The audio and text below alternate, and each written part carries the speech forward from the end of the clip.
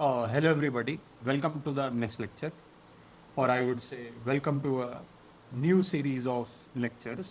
और guys ये हमारा lecture 4 है. तो guys इस lecture में अब हम pandas data frame की एक ऐसी aspect की बात करेंगे जो कि data science और machine learning लगाते समय बहुत ज़्यादा prevalent है और हमें अक्सर देखने को मिलती है. और guys वो aspect है missing values की aspect. जी हाँ guys. अभी तक आपने जितने भी डेटा फ्रेम्स के एग्जांपल देखे, जो भी डेटा फ्रेम्स हमने अभी तक बनाए, भले वो ये वाला डेटा फ्रेम हो या फिर वो हमारा पुराना ये वाला डेटा फ्रेम हो, इसमें कहीं पे भी किसी भी जगह पे कोई वैल्यू मिसिंग नहीं है. यानी कि सारी रोज में सारी वैल्यूज़ हैं और सारे कॉलम में भी सारी वैल्यूज़ हैं. कोई वैल्यू गायब नहीं है उसके अंदर. बट गाइस होता क्या है कि जब हम किसी रियल लाइफ डेटा सेट के ऊपर मशीन लर्निंग और डेटा साइंस लगाने के लिए जब हम उस डेटा सेट को एक पैंडास डेटा फ्रेम में कन्वर्ट करके अपने कंप्यूटर में लेके आते हैं, तो कई बार हम देखते हैं कि जो रियल लाइफ डेटा सेट्स हैं उनके अंदर बहुत सारी जगहों पे, बहुत सारे कॉलम्स के अंदर, बहुत सारी रोज के अंदर वैल्यूज़ मिसिंग है. यानी कि वो डेटा जहाँ से भी कलेक्ट किया गया, जो भी किसी फाइल की फॉर्म में था, बहुत सारे डिफरेंट डिफरेंट फाइल फॉर्मेट्स होते हैं गाइस जिसके अंदर हमारा डाटा जो है वो रिकॉर्ड किया जाता है और फिर हम मल्टीपल फाइल फॉर्मेट से अपने डेटा को पैंडास डेटा फ्रेम में लेके आते हैं. और गाइस ये काम हम कैसे करते हैं ये आपको आगे आने वाले लेक्चर्स में जानने को मिलेगा. लेकिन अभी बस आप इतना समझ लीजिए कि जब हम किसी भी रियल लाइफ डेटा के ऊपर डेटा साइंस और मशीन लर्निंग लगाते हैं, तो कई बार जब हम उस डेटा के ऊपर डेटा साइंस और मशीन लर्निंग लगाने के लिए जब उसे पैंडास डेटा फ्रेम में कन्वर्ट करते हैं, तो हमें पता चलता है कि बहुत सारी जगहों पे वैल्यूज़ गायब है क्योंकि वो रियल लाइफ डेटा है. तो हो सकता है कि भरने वाले से गड़बड़ हो सकती है या फिर वो वहाँ पे वो वैल्यू डालना ही भूल गया हो. ठीक है. तो ऐसी स्थितियों में हम क्या करेंगे? अगर वैल्यू मिसिंग है तो उस हमें बेसिकली उसके बारे में क्या करना चाहिए? क्या हमें उसे ऐसे ही छोड़ देना चाहिए या फिर हमें उसके ऊपर कोई काम करना चाहिए या फिर उस मिसिंग वैल्यू को भरना चाहिए? What are our options? ठीक है.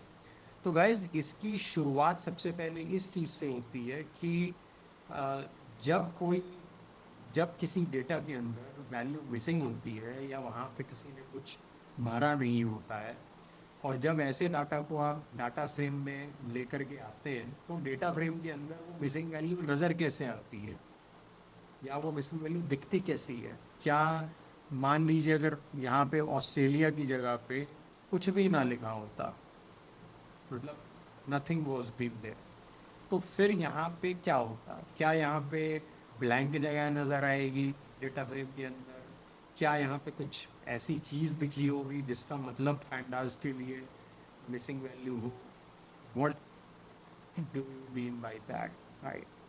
तो इसकी सबसे पहले शुरुआत हम इसी टॉपिक के बारे में डिस्कस करके करेंगे कि जब किसी रियल लाइफ डेटा के अंदर कुछ रोज़ के अंदर या मल्टीपल कॉलम्स के अंदर या मल्टीपल रोज़ के अंदर कुछ वैल्यूज़ मिसिंग हो जाती हैं, तो वो मिसिंग वैल्यूज़ को पैंडास डेटा फ्रेम इंटरप्रेट कैसे करता है? मतलब उसकी जगह पे वो क्या चीज़ कंसीडर करता है? तो सबसे पहले तो हमें ये समझना पड़ेगा, क्योंकि अगर हमें यही नहीं पता है कि pandas data frame missing values को कैसे इंटरप्रेट करता है, तो आगे हम मिसिंग वैल्यूज़ के साथ काम कैसे करेंगे?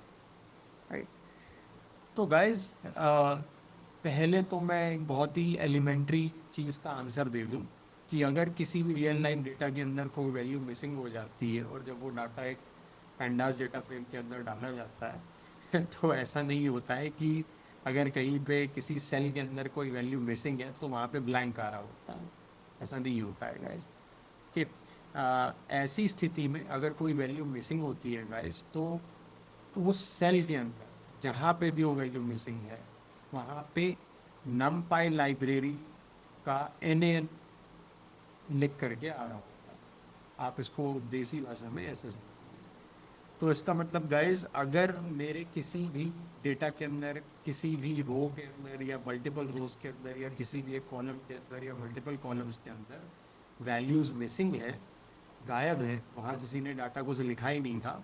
तो जब आप ऐसे डाटा को पेंडास डेटा फ्रेम के अंदर डालोगे तो वहाँ पे np.nan लिख के आएगा गाइस। ये बहुत इंपॉर्टेंट चीज़ मैं आपसे शेयर कर रहा हूँ, ठीक है।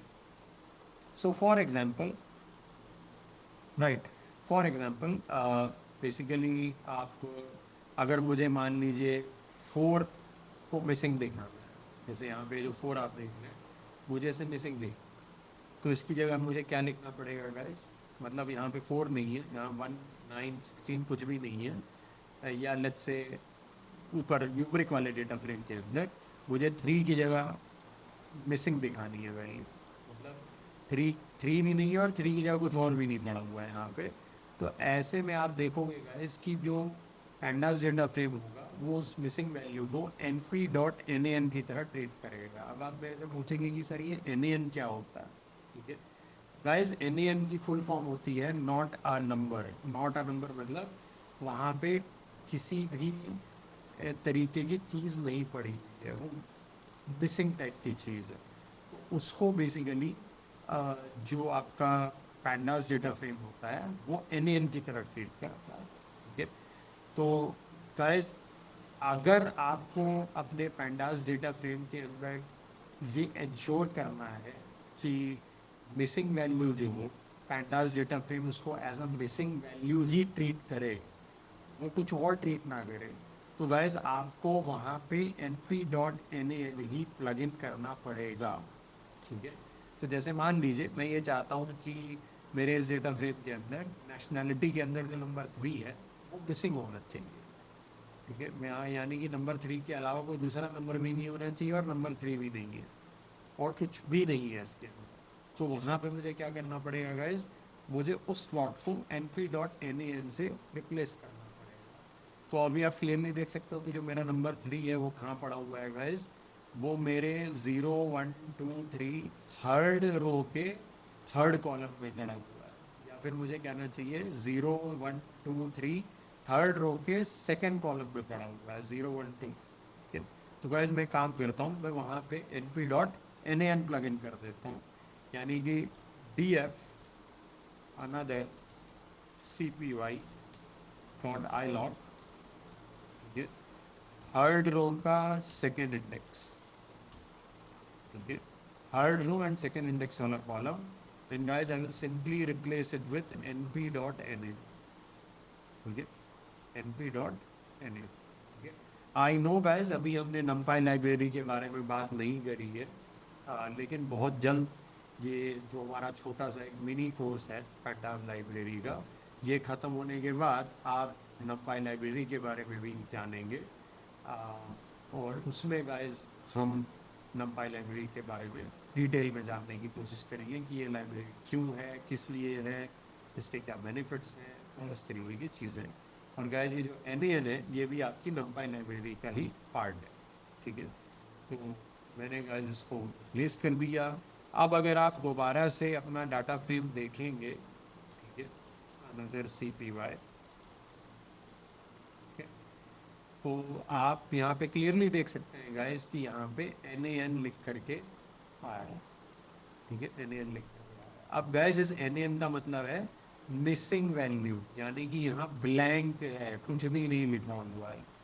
तो जब आप ऐसे किसी डाटा को जिसके अंदर बहुत सारे ब्लैंक्स हैं या वैल्यूज़ मिसिंग हैं, आप ऐसे किसी डाटा को ट्रांसफॉर्म करेंगे पैंडास डेटा फ्रेम के अंदर या फिर अपने कंप्यूटर के अंदर लेके आएंगे in the form of pandas data frame, तो गाइस आप देखेंगे कि जहाँ जहाँ पे भी वैल्यूज़ मिसिंग थी वहाँ पे NaN लिख कर गया है, ठीक है, प्रोवाइडेड उस डेटा के अंदर उस जगह पे कुछ भी नहीं लिखा होना चाहिए, ठीक, क्योंकि गाइस अगर कुछ भी नहीं लिखा होगा तभी बेसिकली पैंडास डेटा फ्रेम उसको np.nan की तरह मानेगा, ठीक है। अगर आपने उसकी जगह कुछ और लिख दिया, जैसे मान लीजिए बहुत सारे लोग रियल लाइफ डेटा के अंदर क्या करते हैं कि डेटा भरते समय वहाँ पे NA लिख देते हैं, NA मतलब नॉट एप्लीकेबल, तो गाइस अब वो उसको मिसिंग वैल्यू नहीं मानेगा, बल्कि वो क्या करेगा, उसको वो एज एक स्ट्रिंग की तरह ट्रीट करेगा, उसको वो कहेगा कि ये तो प्रॉपर एक वैल्यू है NA,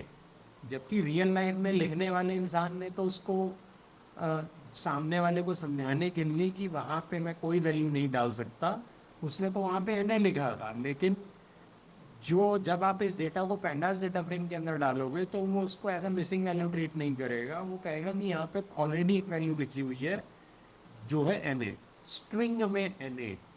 ठीक है, तो गाइज यही चीज़ जो है ये हमें समझनी बहुत ज़रूरी है कि मिसिंग वैल्यू का मतलब एन ए नहीं होता है, मिसिंग वैल्यू का मतलब कुछ और नहीं होता है।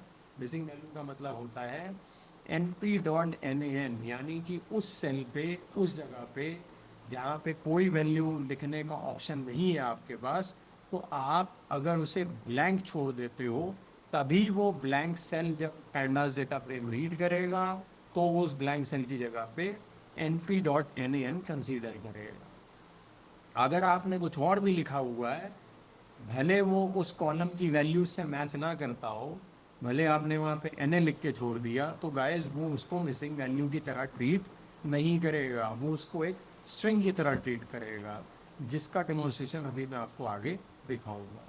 ठीक है, तो चलिए गाइस, इसी बहाने हम बेसिकली एक छोटे से फंक्शन के बारे में भी जानते हैं कि जो हमारी ये मदद करेगा जानने में कि किसी पैंडास डेटा फ्रेम के अंदर कहीं पे कोई मिसिंग वैल्यू तो नहीं है।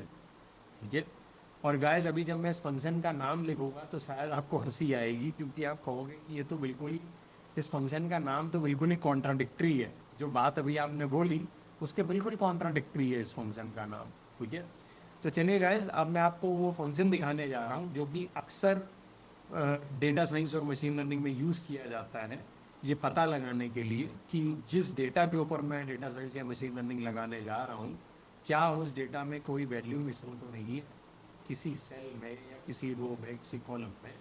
और गाइस वो फंक्शन है D F another C P Y dot is N A. ठीक है, यानी कि इज क्या, एन ए मिसिंग। तो इसका मतलब ये फंक्शन लगाने से आपको अपने आप पता चल जाएगा कि क्या कहीं पे मिसिंग वैल्यू है। जहाँ पे भी मिसिंग वैल्यू होगी गाइस, वहाँ पे बेसिकली ट्रू आ जाएगा, और जहाँ मिसिंग वैल्यू नहीं होगी वहाँ फॉल्स आ जाएगा। यानी कि अल्टीमेटली ये फंक्शन क्या करेगा, ये फंक्शन आपके डेटा फ्रेम के हर सेल पे ऑपरेट करेगा, और जिस सेल पे भी इसे मिसिंग वैल्यू दिखेगी वहाँ पे ये ट्रू कर देगा, और जिस सेल पे से मिसिंग वैल्यू नहीं दिखेगी वहाँ पे ये फॉल्स कर देगा। लेकिन गाइस अगर आप फंक्शन का नाम पढ़ें तो फंक्शन का नाम इज एन ए एन नहीं है। ये एक बहुत ही फनी फैक्ट है कि फंक्शन का नाम इज एन ए एन नहीं है बल्कि इज एन ए है। तो आप कहोगे सर अभी तो आपने बोला था कि जो एन ए का मतलब होता है वो मिसिंग वैल्यू नहीं होता है, क्योंकि डाटा में, जब रियल लाइफ डेटा में कोई इंसान जब किसी सेल के अंदर कोई वैल्यू फिलअप करता है और उसे वहाँ पे समझ में नहीं आता है कि मैं क्या फिलअप करूँ, तो वहाँ पे वो एन ए लिख देता है। लेकिन आपने तो बोला था कि अगर इस तरीके का डाटा भी आप डाटा फ्रेम में लेके आते हो तो वो जहाँ पे भी उसने एन ए लिखा होगा वो मिसिंग वैल्यू की तरह ट्रीट ही नहीं होगा, वो तो प्रॉपर वैल्यू की तरह ट्रीट होगा। जबकि फंक्शन का नाम है इज एन ए, और ये इज एन ए फंक्शन क्या करेगा गाइज, ये एन ए एन वैल्यूज को ही देखेगा, यानी कि N P dot N A N values को ही देखेगा, और कहीं पे भी N P dot N A N value होगी तो वहाँ इसका मतलब इस फंक्शन के लिए हो जाएगा कि मिसिंग वैल्यू है, और वहाँ पे ये ट्रू दे देगा, बाकी सारी जगहों पे फॉल्स दे देगा। तो गाइज ये फंक्शन आपको आपके डेटा फ्रेम की शेप की फॉर्म में ही एक बुलियन मास्क रिटर्न करेगा। यानी कि अगर अभी आप अपने डेटा फ्रेम की शेप देखें तो गाइज मैं आपको दिखा देता हूँ कि शेप अभी हमारी क्या आ रही है, डॉट शेप। तो जब आप शेप रन कराएंगे गाइस तो आप क्लियरली देख सकते हैं कि यहाँ पे 6,3 आ रही है। आई एम सॉरी, मैंने आपको प्रीवियस के लेक्चर में शेप फंक्शन को चला के नहीं दिखाया, लेकिन अब मैं आपको चला के दिखा रहा हूँ। तो गाइज एक चीज़ छोटी सी जो मैं वापस लेना चाहूँगा, गलती से मेरे से स्लिप ऑफ टंग हो गया और मैंने ये बोल दिया कि शेप एक फंक्शन है। गाइज शेप एक फंक्शन नहीं है, शेप एक एट्रीब्यूट है। अगर आपको पाइथन प्रोग्रामिंग के बिल्कुल स्टार्टिंग के लेक्चर्स याद हो तो उसमें मैंने आपको बोला था कि कोई भी जब आप ऑब्जेक्ट क्रिएट करते हो, भले वो कोई लिस्ट क्लास का ऑब्जेक्ट हो या किसी डिक्ट क्लास का ऑब्जेक्ट हो, किसी सेट क्लास का ऑब्जेक्ट हो, किसी टपल क्लास का ऑब्जेक्ट हो, या फिर किसी P D dot data frame class का ऑब्जेक्ट हो। ठीक है, तो उसके ऊपर दो ही चीज़ें अवेलेबल होती हैं, या दो में से कोई एक चीज़ अवेलेबल होती है। या तो सेट ऑफ एट्रीब्यूट्स होते हैं, या सेट ऑफ मेथड्स होते हैं जिनको आप फंक्शंस कहते हो, या फिर दोनों ही चीज़ें होती हैं, attributes as well as functions. तो पैंडास डेटा फ्रेम एक ऐसी चीज़ है जिसमें एट्रीब्यूट्स भी हैं और फंक्शंस भी हैं। और गाइस जो शेप है वो, आई एम सॉरी अगर मैंने गलत बोल दिया हो, बट शेप एक फंक्शन नहीं है गाइस, शेप एक एट्रीब्यूट है, ठीक है। तो फंक्शन क्यों नहीं है गाइस? क्योंकि गाइस आप देख सकते हैं कि मैंने इसके आगे पैरेंथेसिस नहीं लगाया है। क्योंकि गाइस यूजुअली जब हम किसी फंक्शन को कॉल करवाते हैं तो उसके आगे हम पैरेंथेसिस लगाते हैं। अभी आपने इससे पहले बहुत सारे ऐसे फंक्शन देखे गाइस जो मैंने पैंडास डेटा फ्रेम के ऊपर कॉल करवाए डॉट लगा करके, और उन सारे फंक्शंस के आगे पैरेंथेसिस थे, क्योंकि गाइस वो एक्चुअल में फंक्शंस हैं, ठीक है। बट ये फंक्शन नहीं है गाइस, ये एट्रीब्यूट है, यानी कि ये हमें हमारे डेटा फ्रेम के बारे में जानकारी दे रहा है। ये हमें ये कोई ऐसी चीज़ नहीं है जो हमें डेटा फ्रेम के ऊपर अप्लाई करना चाहते हैं, ठीक है। ये एक एट्रीब्यूट है बेसिकली। तो गाइस शेप हमारे डेटा फ्रेम की हमें पता ही है 6,3 है। तो इसका मतलब जब आप इस एन ए फंक्शन अप्लाई करेंगे अपने अपने इस D F another C P Y function के ऊपर, D F another C P Y data frame के ऊपर, तो गाइस आप देखेंगे कि ये आपको सेम इसी शेप का बूलियन मास्क रिटर्न करेगा। तो चलिए गाइस रन कराते हैं। और गाइस आप देख सकते हैं कि इसने बिल्कुल हमें सेम शेप का ही बूलियन मास्क रिटर्न किया है, जिसमें हर जगह पे ट्रू और फॉल्स वैल्यूज आ रही है, यानी कि बूलियन वैल्यूज आ रही है। और गाइस आप क्लियरली देख सकते हैं कि यहाँ पे ट्रू आंसर आ रहा है, एक ही जगह पे ट्रू आंसर आ रहा है, जहाँ पे हमारी वैल्यू मिसिंग थी, यानी कि एन वैल्यू थी, वहीं पे हमारा जो आंसर आ रहा है वो ट्रू है, ठीक है। तो आपको काफ़ी हद तक आइडिया लग ही गया होगा कि जो मिसिंग वैल्यू है वो सिर्फ एन ही एक ऐसी चीज़ है जो as a missing value pandas data frame interpret करता है। अगर उसकी जगह कुछ और भी आपने लिखा हुआ है, कोई भी दूसरी चीज़ लिखी है गाइस, तो वो मिसिंग वैल्यू की तरह ट्रीट नहीं होगी। इसका एक और एग्जांपल हम समझने की कोशिश करते हैं। D F another C P Y, ठीक है। एंड गाइस लेट्स से कि मैं अब किसी और जगह पे, जैसे मान लीजिए नेम है, तो नेम की जगह पे लेट्स से जर्मनी वाली हो गई, यानी कि 0 1 2 3 4। तो फोर्थ इंडेक्स रो के 0 इंडेक्स वाले कॉलम में, यानी कि इस 4 की जगह मुझे डालनी तो मिसिंग वैल्यू थी, लेकिन गलती से मैंने यहाँ पे क्या लिख दिया, एन ए लिख दिया। या फिर मैंने जहाँ से भी यह डाटा कलेक्ट करके हमने पैंडास डेटा फ्रेम के अंदर डाला, उस डाटा में किसी पर्सन ने यहाँ पे 4 की जगह एन ए लिखा हुआ था, मतलब उस जगह को खाली नहीं छोड़ा हुआ था, एन ए लिखा हुआ था। तो गाइस हम एक काम करते हैं, अभी उसी सिनेरियो को सिमुलेट करने के लिए हम खुद ही यहाँ पे एन ए कर देते हैं, यानी कि डॉट आई लॉग, ठीक है, 4,0 इक्वल टू एन ए। तो गाइस हमने यहाँ पे एक स्ट्रिंग वाला एन ए डाल दिया, ठीक है। और अगर आप D F another C P Y देखेंगे, ठीक है, तो गाइस आप देख सकते हैं कि अभी यहाँ पे एन ए आ, ठीक है। तो एक साइड हमारे पास एन एन है और दूसरी साइड हमारे पास एन ए, ठीक है। देखते हैं गाइस कि ये जो इस एन ए फंक्शन है, क्या ये फंक्शन इस एन ए वैल्यू को, ये जो स्ट्रिंग में मैंने एन ए डाला है, क्या इसको मिसिंग वैल्यू की तरह ट्रीट करेगा, ठीक है। तो D F another C P Y, ठीक है, D F another C P Y dot is N A. तो गाइज आप देख सकते हैं कि जहाँ पे एन एन लिखा था, यानी कि जहाँ पे किसी पर्सन ने ब्लैंक छोड़ रखा था, एन ए भी नहीं लिखा था स्ट्रिंग वाला, सिर्फ उसी चीज़ को हमारा is N A function as a missing value की तरह ट्रीट कर रहा है।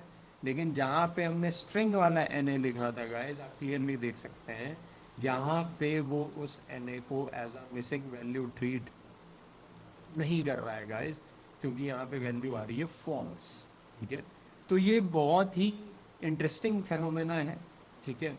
और इससे हमें बहुत केयरफुल रहना है गाइज, क्योंकि कई बार हमारे सामने डेटा साइंस और मशीन लर्निंग में अलग अलग डेटा सेट्स पे काम करते समय ये प्रॉब्लम आती है कि किसी रियल लाइफ डेटा के अंदर मिसिंग वैल्यू की जगह लोगों ने एन लिख दिया। अब हमें क्या लगता है कि अरे जब हम इस डेटा को पेंडास डेटा फ्रेम के अंदर डालेंगे तो ये तो मिसिंग वैल्यू की तरह ट्रीट हो जाएगा, ठीक है। बट गाइस वो मिसिंग वैल्यू की तरह ट्रीट नहीं होगा। वो मिसिंग वैल्यू की तरह ट्रीट सिर्फ एक ही केस में होगा, या तो ऑलरेडी उस डेटा के अंदर उस सेल पे या जितने भी मिसिंग वैल्यू वाले सेल्स थे वहाँ लोगों ने कुछ भी ना लिखा।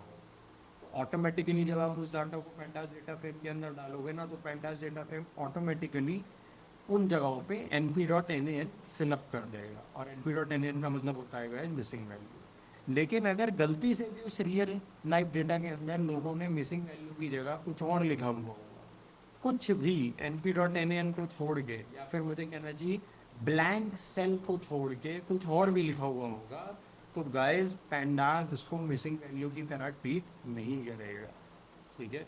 तो ये बहुत ही इंटरेस्टिंग चीज़ है और एक बहुत ही इंपॉर्टेंट फेनोमेना है जिसके बारे में समझना बहुत ज़रूरी है, क्योंकि कई बार हमारे सामने इस तरीके की प्रॉब्लम्स डेटा साइंस और मशीन लर्निंग में आती है डेटा से डील करते समय, ठीक है, जहाँ पे हमें मिसिंग वैल्यूज से डील करना होता है। But the problem is that कि हम बार बार डील करने के बावजूद भी हमारे जो रिजल्ट्स है वो चेंज नहीं होते। यानी कि कहीं पे अगर किसी ने एन लिखा हुआ है तो पता चला मिसिंग वैल्यूज़ की प्रॉब्लम सॉल्व करने के बाद भी डेटा सेट के अंदर वहाँ पे एन आ रहा है। वो एन इसलिए आएगा क्योंकि वो स्ट्रिंग वाला एन है, np.nan नहीं है। जब तक आप उस स्ट्रिंग वाले एन को np.nan नहीं बनाओगे तब तक पैंडास को ये बात पता ही नहीं चलेगी कि वहाँ पे कोई मिसिंग वैल्यू है। और जब तक उसे पता ही नहीं चलेगी तब तक हम पैंडास लाइब्रेरी से लाख कोशिश कर लें मिसिंग वैल्यू से डील करने की, हम उनसे डील नहीं कर पाएंगे गाइस, ठीक है। तो this is a very very important concept. Okay, that's it for this lecture guys, thank you.